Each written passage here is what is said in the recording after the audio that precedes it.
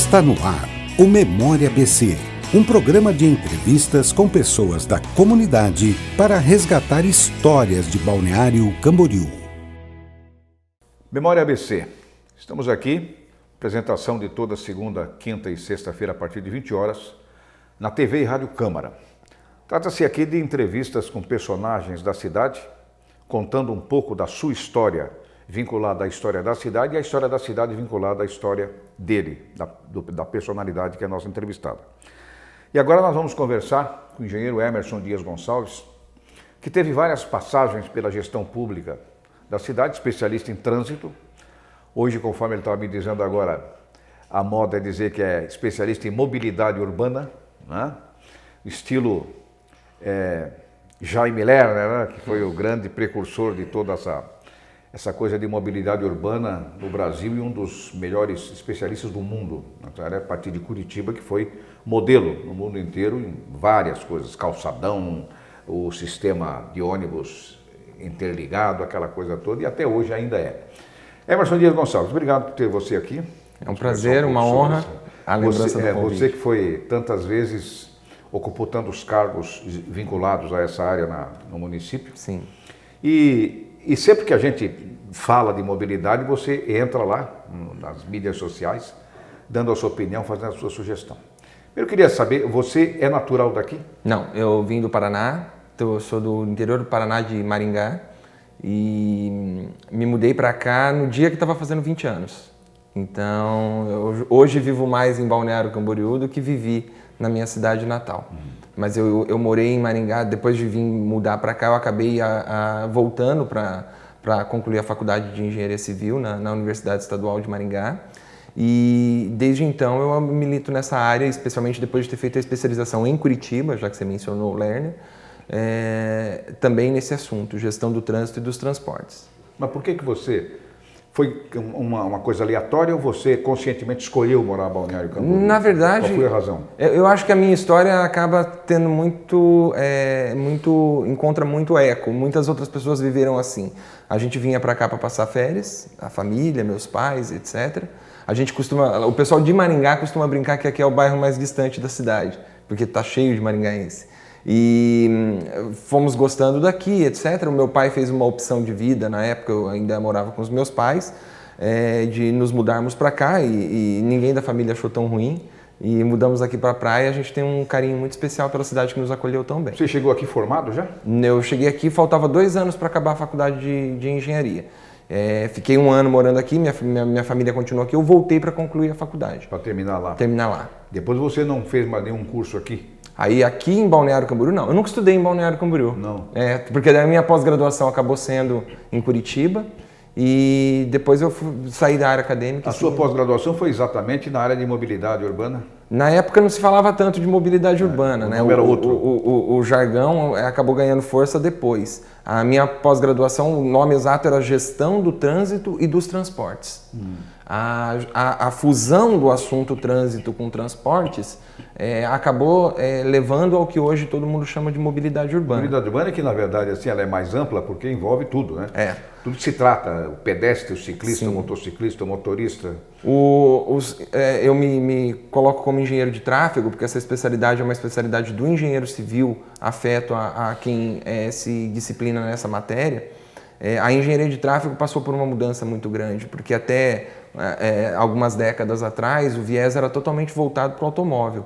E desde sempre que eu trabalho nisso, mesmo no tempo da prefeitura, final da década de 90 e início dos anos 2000, a gente procura imprimir uma visão que é a que hoje se consolida, de que o importante é o foco na pessoa. Ao pensar nisso, você não tem como pensar em transporte público, em alternativas de transporte, em transporte ativo, no caso a bicicleta, o transporte a pé. Então hoje a engenharia de tráfego ela vai muito além do que só pensar como o carro tem que se deslocar. Pois é, mas a gente tem muito, a discussão é sempre em torno do que se é prioridade no trânsito. A gente sabe que tem uma prioridade da própria lei, né? Que é o pedestre, o ciclista, o motociclista, o ônibus e o carro. O carro é sempre o último lugar, né? Quer dizer, a última opção para a organização. Mas, no entanto, quando se faz tanto, se pensa primeiro no carro. E essa Depois que se pensa em pedestre, ciclista e ônibus. Essa é o grande ponto da polêmica que tem em volta do assunto. Porque engenharia de tráfego e técnico de futebol, todo mundo se põe como conhecedor da matéria.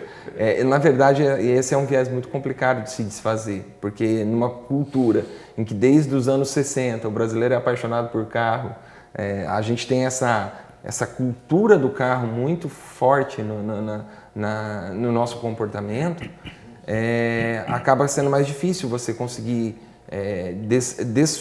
dissociar a questão máquina, que é o carro, da importância que a pessoa tem. E isso é a grande tarefa da engenharia de tráfego, eu acho que está voltada para isso, mudar o enfoque. E mudar o enfoque nem sempre é fácil, porque a opinião pública normalmente ela quer um resultado mais imediato, e o resultado mais imediato acaba sendo a resolver para o carro. É um grande drama também, né, o que acontece, e aí vamos entrar especificamente daqui a pouco no fenômeno Balneário Camboriú, Sim. que é um fenômeno muito específico pela constituição física, geográfica da cidade, essa coisa toda. Mas a verdade é que hoje o consumismo, quando eu cheguei aqui, Balneário tinha, se não me engano, 27 mil veículos, hoje tem 92 mil, quer dizer, um negócio meio maluco, né? Quer dizer, uma coisa fisicamente inexplicada, porque é o mesmo espaço para caber tudo isso. Fora os da redondeza que trabalham, circulam aqui dentro, que mora aqui e trabalha fora. Enfim. Mas como é que você conceitua hoje Balneário Camboriú exatamente nessa área da prioridade? Temos aí uma malha cicloviária que é insuficiente, apesar de estar regular, mas ela não é muito interligada, que é difícil. Nós não temos corredores exclusivos de ônibus, por exemplo. É possível fazer isso na cidade? Na verdade, eu compactuo a opinião geral de que a solução para pensar um Balneário Camboriú de futuro, não só Balneário, as regiões, as cidades em volta também, tem que se repensar tudo. Não dá mais para ficar só abrindo via para carro poder passar. Muito já foi feito, dá para se notar bastante a matriz das bicicletas que ganharam muito espaço. Conversando com construtores, por exemplo, eles passaram a reportar problemas que eles tinham de quando eles começaram a fazer os prédios. Os bicicletários do prédio era ocioso e hoje o espaço que eles deixam é insuficiente. Ou seja, está tendo uma tendência, ainda que para passeios, de maior uso da bicicleta como meio de transporte. Eu acho que a visão de melhorar a mobilidade em uma cidade como Balneário Camboriú passa invariavelmente pelas melhores condições de caminhada, de transporte através da bicicleta e do transporte público coletivo. Então tem que ter uma decisão de política pública do quanto eu posso destinar a isso e de que forma esse serviço tem que funcionar para que isso atraia usuários que não são cativos desse modal para poder ir para o transporte coletivo. Porque hoje, da forma que ele é oferecido, ele é muito pouco convidativo. Você veio para cá como? Da tua casa para vir para cá hoje para Não, vem de carro. Não, mas é o que eu coloco também. Aí nesse aspecto eu acho que tem uma coisa interessante. É que hoje é mais barato você ir de carro. Se você for em 2 é mais barato ainda. Se você for em 3 ou 4 é mais barato, mesmo para viagem longa. É mais barato você ir de carro que de ônibus. Para quem está pagando de fato E se você parar para pensar, o Uber, por exemplo, veio para dar um tapa nisso tudo. Aí ele torna mais barato até do que o estacionamento onde você vai deixar. O importante é que haja a oferta da condição do que é melhor para o usuário poder fazer uso, para que ele tenha a liberdade de escolher. O problema de quando você tem um enfoque em políticas públicas que ficam voltados excessivamente para o carro, para o automóvel ou para a moto, no caso o transporte motorizado individual, você acaba tolhendo esse direito do cidadão escolher porque ele simplesmente não consegue. Vamos parar e fazer um exercício simples daqui, tanto da cidade como na própria inserção da cidade no contexto em que ela está. A nossa rodovia BR-101, que é a única forma de acesso para Balneário Camboriú, ela já está muito próximo da capacidade dela. Então, se a cidade não pensar em alternativa para isso, ainda que seja uma nova alternativa de rodovia para quem queira passar direto, ou outra forma da pessoa chegar na cidade, vai colapsar. Já está acontecendo nos domingos à tarde, quem está experimentando vir de Florianópolis para cá. Agora mesmo, Florianópolis, a Balneário Camboriú estava demorando mais de 3 horas. Então, se a única solução pensada e possível for o carro, não vai ser solução. Porque não tem como resolver o problema pensando só no automóvel. É como você bem falou, a frota que era de 25 mil subiu para 90 e poucos mil veículos, ou seja, num aumento acachapante de mais de 80% em número da frota, e o sistema viário, evidentemente, nunca vai conseguir acompanhar esse ritmo. Não dá. Independente do que se faça. Não tem solução. Não tem viaduto, possível. Passagem elevada, não tem nada que você resolver o problema com enfoque no carro é a mesma coisa que você querer resolver o problema de obesidade aumentando um buraco no cinto. Você não está resolvendo o problema da pessoa que teria que emagrecer. Você está dando conforto para ela conseguir. Pois é, mas diante disso aí, você está colocando uma questão que ela é real, não há como negar isso, porque o crescimento vegetativo está sufocando a cidade, porque a cidade não tem nem condições de se preparar para isso. Dizer assim, ó, pode vir quantos carros quiser que nós vamos nos preparar. Isso não existe. Vai chegar uma hora que vai virar um tapete de carro que você vai andar caminhando por cima dos carros. É isso mesmo. Se todos saírem das garagens... Já não roda a cidade. Ferrou. Não tem como você fazer. Mas qual é a solução? Qual é a saída, no meu ponto de vista, é o transporte em massa. É você trabalhar, assim, uma revolução no sistema de transporte público. E isso é possível, evidentemente, desde que haja uma participação com políticas públicas muito agressivas nesse aspecto, que vá, por exemplo, de encontro ao custeio disso para diminuir o valor da tarifa. Muitas cidades, já tem 17 cidades no Brasil, que optaram por essa solução com tarifa gratuita, de que o poder público entendeu que eu vou botar o ônibus à disposição de forma gratuita, ou seja, gratuita não porque não existe almoço grátis, mas que não seja cobrado na tarifa, gratuito, não existe. Está saindo do tesouro. A questão é saber o quanto investir no transporte de massa e público, ainda que você coloque dinheiro do tesouro para diminuir o custo da tarifa, vai também fazer melhorias sobre outros indicadores, como, por exemplo, congestionamento, poluição, tempo perdido... Congestionamento, poluição, por exemplo, que trazem mais danos do que a subvenção que você eventualmente dá para o transporte. Essa é a conta que precisa ser feita. E encarar isso de uma forma bastante presente e bem clara de qual é o papel do poder público nisso. Num viés de antagonismo do que se fala hoje em tanta aversão à oferta do serviço público pelo ente público, eu não condeno essa percepção, até porque tem muita clareza do usuário de que o que é oferecido pelo serviço público muitas vezes é de péssima qualidade. Mas a busca pela excelência do serviço público em relação ao transporte público, ela se justifica, inclusive quando isso diz respeito a preço. Acontece o exato oposto, Aderbal, hoje. Por quê? Nós vivemos numa cidade em que a massa crítica é muito presente. Você tem, por exemplo, aposentados que optaram por viver aqui, que têm um senso crítico muito aguçado, talvez até pela formação. São pessoas que às vezes têm uma condição de dar uma opinião mais incisiva até. E nessa cidade, mesmo nessa como em detrimento de outras, existem, por exemplo, a gratuidade do idoso, em que não existe a política pública para definir quem paga a conta do idoso. E em não tendo essa política pública que defina quem paga essa conta, ela vai para a tarifa.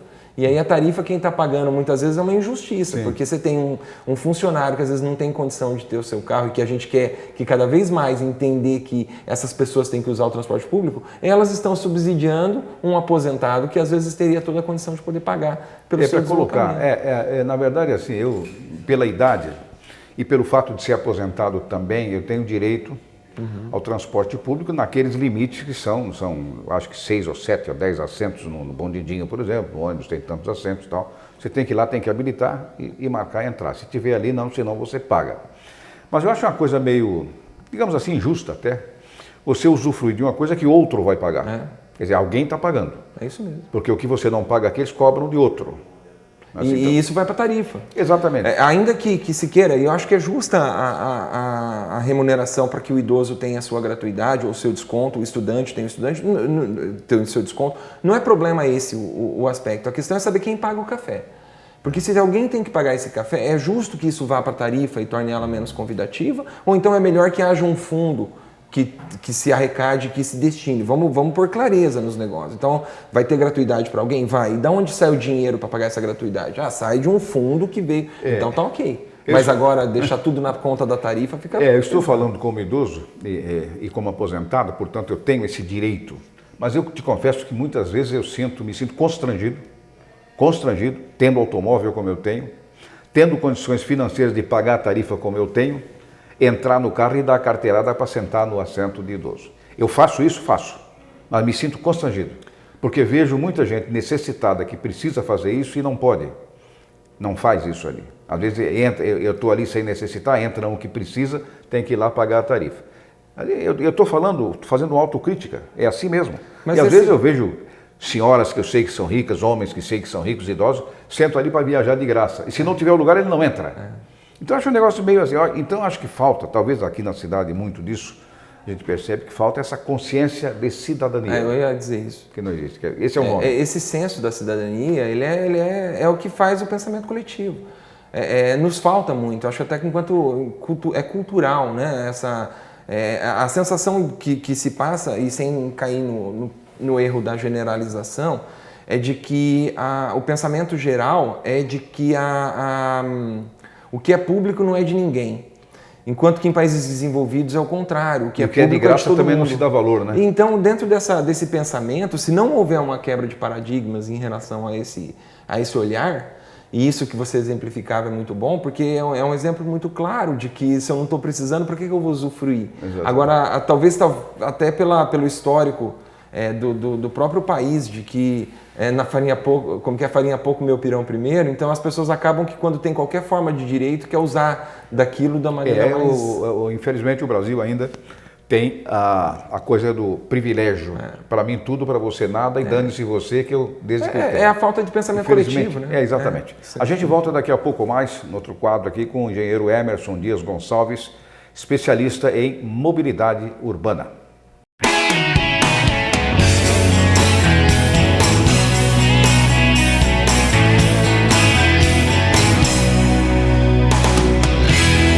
Você está acompanhando o Memória BC. Triste, angustiado, cheio de problemas e sem ninguém para conversar. Então disque 188. 188 é o novo número de atendimento telefônico do CVV, Centro de Valorização da Vida. De orelhão, celular ou telefone fixo, a ligação é gratuita e funciona 24 horas todos os dias. Ligue 188 e receba apoio emocional. Aí eu vi vantagem, meu rolê é só sucesso. No cinema, no teatro, pago meia no ingresso. Aí eu vi vantagem, no busão curti viagem. Eu fui pra outro estado, não paguei pela passagem. Aí eu vi vantagem. O ID Jovem leva você a eventos e viagens interestaduais com descontos de até 100%. Tem entre 15 e 29 anos? Tem um número NIS? Então é só baixar o aplicativo, fazer o cadastro e sair usando. ID Jovem. Aí eu vi vantagem. Governo Federal, ordem e progresso. Ter um bichinho é o sonho de muita gente. Mas antes de levar um animal para casa, pense. Cães e gatos vivem em média de 10 a 15 anos e precisam de cuidados especiais: abrigo, alimentação, serviços médicos. Você tem tempo para passear e dar atenção para o novo amigo durante toda a vida dele? Pense nisso e seja responsável. Uma campanha do GEDA, Grupo Especial de Defesa dos Direitos dos Animais.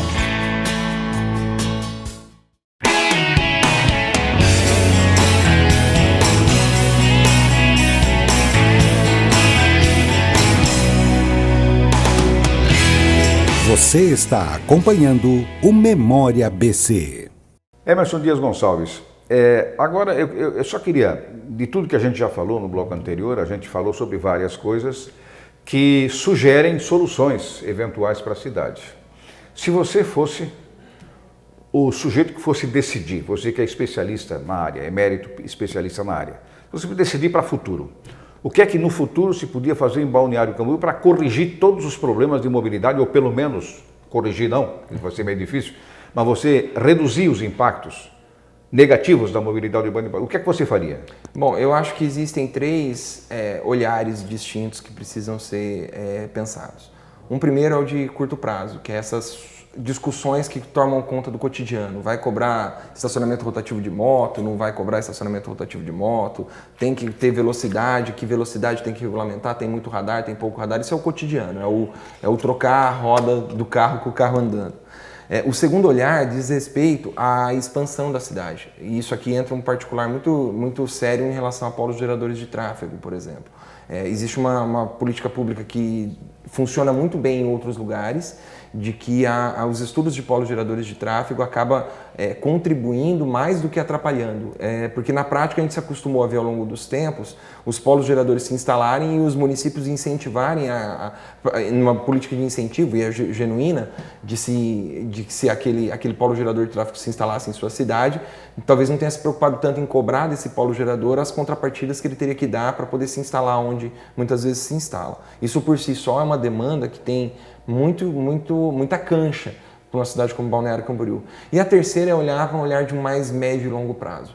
Porque eu tenho a impressão que esse último agora dá um pouco mais de trabalho de ser feito, porque ele não demandaria uma solução de um tomador de decisão só. Ele teria que expandir isso para uma região. Como eu falei antes, a BR-101 já está muito próximo de se saturar, a gente já tem a cidade toda muito próxima de se saturar. Uma pergunta só, em cima de 101, não era melhor ela sair daqui e para um traçado mais distante? Deveria fazer ter um contorno viário, mas quando tem em Florianópolis, quando estão fazendo no sul? Deveria ter uma variante, né? Que talvez pusesse sair de Navegantes até Tijucas, por exemplo, tirar todo esse contexto daqui de como ela está hoje, como uma alternativa para o viário, para o carro em si. Mas eu acho que não tem como, então, para responder... Mas não seria solução para a cidade. Esse é o ponto. Para solucionar a cidade, a gente tem uma característica que também é muito boa para a cidade e que talvez ajude nessa busca de solução, que é a concentração. Os estudos de mobilidade pelo mundo falam da primeira e da última milha. Uma milha dá em torno de 1.600 metros, 1,6 quilômetros, em que as pessoas em grandes centros, você pega Nova York, Milão, Paris, Madrid, Barcelona, a preocupação maior está nos deslocamentos fora da primeira e da última milha, ou seja, como que eu faço para dar os tiros mais longos.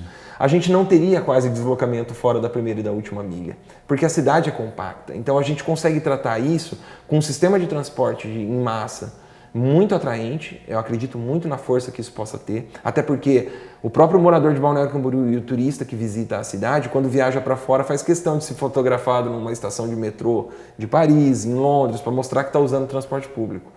Enquanto que aqui isso ainda não alcançou esse status, está muito longe disso. Eu acho que dá para buscar esse status para que, por exemplo, se permitisse deslocamentos dentro da cidade, mas também intermunicipal. Para que quando eu precisar ir para um aeroporto de Navegantes, eu pudesse ter a opção de pegar um transporte direto até o aeroporto de excelência, com conforto, com a certeza de que o horário vai ser cumprido e etc. Então, eu associo muito diretamente a isso. Somado a isso também a questão das calçadas. As calçadas, os passeios, as próprias ciclofaixas e ciclovias, que são o que compõe o transporte ativo, é muito importante numa cidade como Balneário Camboriú. Principalmente porque eu estou aqui... Mas nesse aspecto, nosso quadro é bem ruim, né? Eu acho que tem muito que melhorar nesse aspecto. Muito ruim, né? Porque, veja bem, se você consegue criar um mecanismo de transporte coletivo de excelência, que tivesse uma linha troncal abastecida por linhas alimentadoras, a partir dessas estações posicionadas ao longo da linha troncal,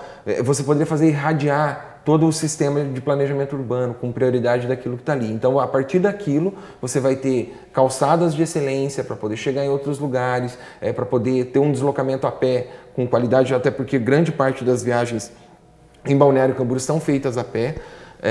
Isso tem que ser incentivado e não o contrário.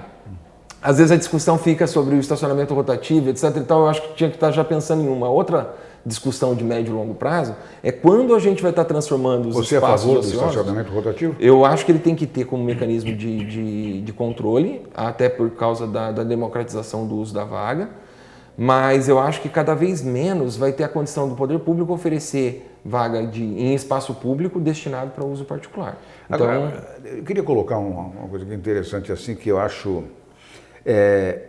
que talvez, eu não sou especialista, apenas sou um curioso, que observo coisas pela vivência aqui e em tantas outras cidades. É que faltam decisões macro. Por exemplo, resolver o problema do trânsito. Não adianta você adotar soluções episódicas para esse ou para aquele ponto, que sai dali, tranca no outro lugar. Por exemplo, aqui nas passagens para Camboriú, por exemplo, na entrada de lá para cá, você melhora as saídas da 3 de 100, da 3 de 700, você melhora a saída da 2 de 500, você melhora a saída da... Mas chega num ponto em que do lado de lá tranca tudo, para entrar ou para sair. Quer dizer, não existe uma coisa, até porque a fronteira, o limite, a fronteira não é por causa de país, né? É o limite, é. Mas o limite do município termina logo ali. Então você já não tem mais autonomia dali para frente. A gente está inserido num contexto conurbado. A cidade pois de é, Balneário exatamente. Camboriú, de Camboriú e Itajaí, A conurbação hoje, que é o caso, né? já pessoal? não se e ao usuário pouco importa, seja ele usuário de qualquer serviço público e até mesmo do próprio motorista. Não importa saber se ele está em Camboriú, se ele está em Balneário, se ele está em Itajaí. Então, para voltar na tua primeira pergunta, o que eu faria se eu fosse o tomador de decisão? Esse é um exemplo de situação em que o tomador de decisão não atua sozinho. Fazer uma conurbação? Ele já precisa se interligar com os outros municípios para ter uma gestão disso tudo. Eu não sei nem como funcionaria isso sob o aspecto de constitucional da parte federativa do negócio. Se você fizer uma região metropolitana... Esse é um aspecto, é como se fosse um condado que fora existia e foi extinta, né? Se houvesse uma gestão da região metropolitana, porque não basta ter a região metropolitana se cada município tem as suas políticas públicas individuais e às vezes até sem estar buscando a convergência. Então, dentro disso, o que dá para dizer é que a solução é complicada, que o meu pensamento é de que falta muito o pensar a cidade, tanto Balneário Camboriú como Camboriú, como Itajaí, a médio e longo prazo, num olhar mais cartesiano, mais pragmático e não tão preso a viés. O grande de drama talvez ideologia. seja que as soluções elas tenham compartimentos estanques na mudança de uma gestão para outra, né?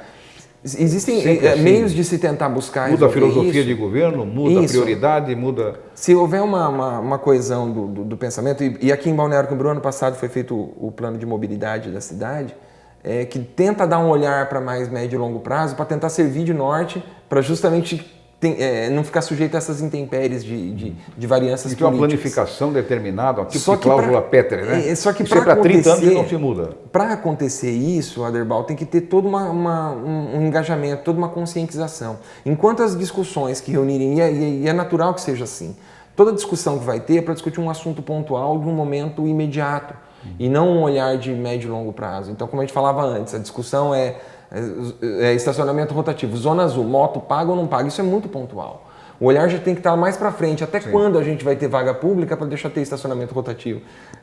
Quando que isso vai virar espaço para a pessoa, quando que isso vai virar mais calçada, quando que isso... Porque a prioridade são as pessoas. Tem que ser. É o pedestre, né? E acho que esse pensamento, e dentro dessa óbvia inversão de pirâmide, que talvez nem sempre é tão óbvia assim, o ser humano tem que estar em primeiro lugar. Então esse pensamento de que primeiro o pedestre, depois o ciclista, depois o transporte coletivo e por último o transporte motorizado individual, ele além de tudo é óbvio. O problema é mudar a cultura que tem por trás disso. E voltando no que a gente falava no bloco anterior, aquela cultura de que o brasileiro é apaixonado por carro, de que meu deslocamento, o carro me dá autonomia, me dá status e tudo isso. Quebrar isso não é fácil. E aqui eu acho que tem um papel que é muito importante para o poder público em todas as esferas, que é atrair as pessoas para um transporte público de qualidade. E, na verdade, nesse aspecto de congestionamento, tranqueira, a impossibilidade de você livrar muitas vezes do trânsito, me impressiona mais um aspecto. É que mesmo na hora do rush, em qualquer dia do ano, não precisa ser fim de semana, ser feriadão, nada, a cidade trava. Quarta Avenida, por exemplo, Terceira Avenida, na Avenida Brasil, daquela travada básica de meia hora, 40 minutos, uma hora, depois deslancha, depois que o pessoal vai para o seu destino. Na temporada é um negócio que não dá para você tirar média nenhuma, porque a cidade cresce 10 vezes, é complicado isso. Mas o que me impressiona não é isso. É que nós vemos isso com preocupação e às vezes até com um pouco de raiva, e o turista não. Não. O turista vem para aqui, para ele, bagunça, tem fila para tudo, tem tranqueira para tudo e ele está na boa, não quer nem saber. Você sabe que isso talvez até tenha a ver com o perfil. Tem a mentalidade que é de São Paulo, que é de Curitiba, que é de Porto Alegre, que é de Buenos Aires. Tem de tudo, né? É uma loucura. Agora, grande parte dos deslocamentos, o próprio turista consegue fazer a pé. Então, ele muitas vezes não tem a mesma necessidade do uso do carro de quem está no cotidiano. Porque grande parte, se você pegar fizesse uma contagem de tanto de carro que está congestionando na Terceira Avenida, Avenida Brasil, e contar o tanto de pedestre que está andando ao mesmo tempo ali, é uma loucura. Tem bastante pedestre andando também. Exatamente. Então, e outra, o turista ele está num estado de relaxamento, é natural. Quando você sai para viajar, você está numa situação de estar você não está com tantos compromissos inadiáveis. Já quem está no ritmo da cidade talvez tenha, né? Quer trabalhar, a fatura tem que ser paga. O engenheiro quer chegar no escritório para terminar o projeto, aí bem fica assim complicado. mesmo. E você sabe que é curioso, Aderbal, eu fiz uma experiência, até lesionei o ombro, mas de fazer a experiência de ir da minha casa ao escritório de bicicleta. E é muito mais rápido do que de carro. No meu cotidiano eu vou de carro. Para responder o que eu te perguntei antes, eu também estou de carro aqui. Então eu estou com o meu carro, eu vim sozinho, estou com ele parado ali na rua. Você veio de carro sozinho, está com ele parado em algum lugar aqui. A gente podia ter uma oferta de serviços que nos fizessem repensar, como por exemplo, quando qualquer viajante estamos falando dos turistas, vão para Nova York, especialmente em Manhattan, que é um centro muito concentrado, ninguém nem pensa na hipótese de alugar carro lá, diferente de outras cidades para qual ele vai. Por quê? Porque além de muito caro, é ineficiente, você não se desloca bem com o carro, então você já vai logo para o transporte público ou fazendo deslocamento a pé. O convite que eu acho que cabe à reflexão é que Balneário pudesse ter essa oferta de um transporte público de excelência, e acho até que isso podia ser provocado por toda a indústria que fomenta o desenvolvimento da cidade, seja de construção, de turismo e de tudo mais, para que o passeio comece de fato pelo passeio. Por onde a pessoa está passeando, ao sair do hotel em que ela está, ou da casa em que ela está hospedada, ela já começa a fazer o seu passeio. E não ficar preso a congestionamento ou a trânsito. E isso acaba irradiando também para os moradores. Bom, você falou aí, lá anteriormente, você falou na necessidade de uma conurbação, não apenas no sistema viário. A conurbação era necessária para tudo, para saneamento, para turismo, seja para educação, até para a saúde. Vê o problema dos hospitais hoje que temos aí. Hospitais sem uma vocação específica de cada um, que devia ser vocacionar os hospitais, talvez fosse uma boa solução para você já saber para onde vai diante de determinada situação de saúde. Mas enfim, eu acho que nós precisamos chegar a tudo isso. Mas essa conurbação na área de mobilidade, até estava se discutindo esses dias ainda, essa possibilidade de fazer o sistema interligado.